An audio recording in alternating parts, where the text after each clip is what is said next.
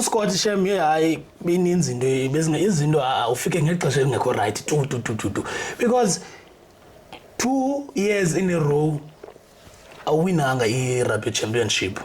That's fine.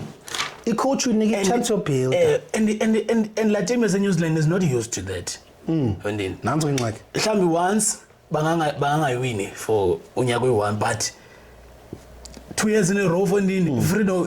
Freedom Cup is it's gone. It's gone for 2 years in a row. And because ingxaki ne, you're never going to regain the Freedom Cup having taken out South Africa from Super Rugby. It's hard to do that. Remember, Tina, we are the litmus test for the Northern Hemisphere and the Southern Hemisphere.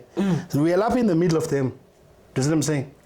So both hemispheres, if we are there, they get better because of the style of rugby we bring. Yes. New Zealand, I said this almost on episode 1 of the podcast, that decision will hunt them 5 years from now. By the 2020, now in 2026, but got the coach 2 years before the World Cup. Ako Tier 1 nation, Ekota who coach 2 years to the World Cup and wins the World Cup. Okay, Uras. Uras, sorry. Uras, okay. But okay, no, I bakopa londo. I know, bafuna usibetha ngala. Oh yes, ba inspiration londo Uras endlibela. Hayi, kolweni bahlala endlibela ifacts zamba. Uras, yes, Uras did that. Uras won the World Cup in 2018.